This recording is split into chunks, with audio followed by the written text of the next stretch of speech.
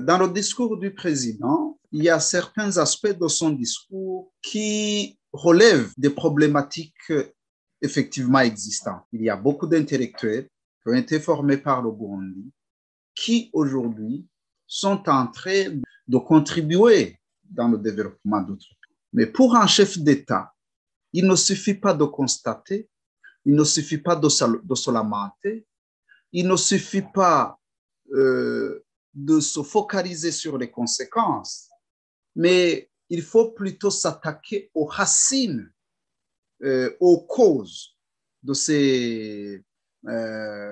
cet exode des intellectuels burundais. Par rapport aux intellectuels, pour certains, ils sont allés étudier à l'étranger, ils ne sont pas rentrés. Pour d'autres, ils sont revenus au pays.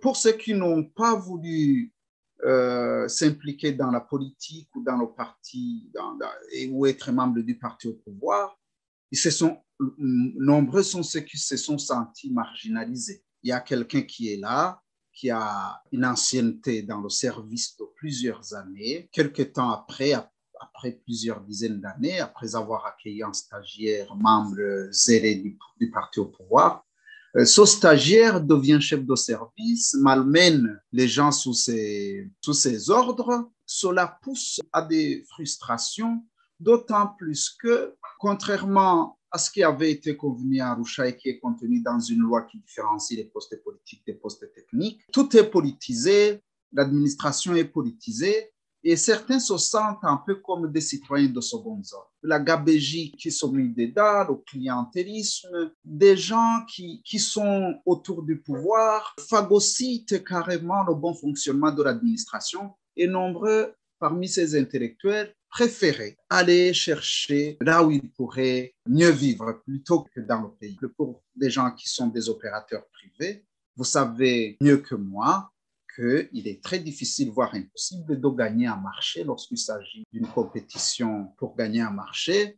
Si vous n'êtes pas membre du parti au pouvoir, il faut passer par des subterfuges qui sont à la limite de la légalité, de la corruption, et nombreux sont ceux qui ont préféré jeter l'éponge plutôt que de continuer à marcher dans ce système.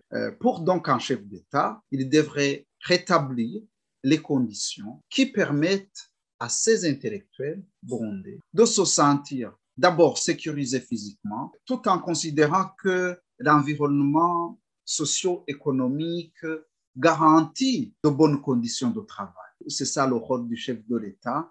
Il ne devrait pas simplement blâmer ceux qui se sont échappés de ce joug, il devrait plutôt rétablir les conditions du retour. Par rapport maintenant aux personnes qui ont fui le régime en place parce qu'ils étaient persécutés, recherchés pour être tués, exécutés ou enlevés, c'est paradoxal et même étonnant qu'un régime qui s'est retiré de la Cour du statut de Rome sur la Cour pénale internationale pour protéger les gens du régime qui ont réprimé la population, c'est étonnant qu'un régime qui est pointé du doigt par 5 rapports de la Commission internationale d'enquête sur le Burundi comme étant un régime dont les agents ont pendant plus de 7 ans commis de crimes contre l'humanité, contre sa population, c'est très étonnant de voir le représentant de ce régime s'étonner que des gens ont pu s'échapper. Maintenant que plus de 300 000 Burundais errent dans plusieurs pays du monde, le président était censé plutôt se focaliser sur le rétablissement de conditions de sécurité qui garantissent un retour au bercail.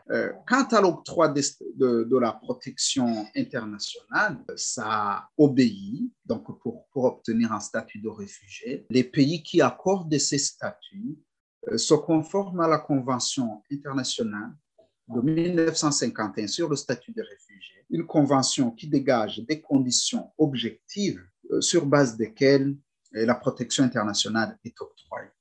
Donc, au lieu de se focaliser sur la demande adressée à ces États de ne pas accorder l'asile, le chef de l'État devrait plutôt créer les conditions d'un retour pour ces réfugiés qui ont été persécutés pour des motifs politiques. Nombreux étaient poursuivis en raison de leur opinion. C'est très dommage que le président semble ignorer le conflit qui les a poussés vers l'exil. Rira bien qui rira le dernier. Personne ne souhaite au président de goûter un jour à l'exil. L'exil, personne ne choisit l'exil. Tous ceux qui sont à l'exil l'ont été par contrainte. C'est malgré eux qu'ils ont quitté ce pays. Si demain ou après-demain, le président rétablit les conditions de retour, il n'y aura pas à les forcer. Ils viendraient de leur propre gré. Le président donc devrait se focaliser sur sa mission.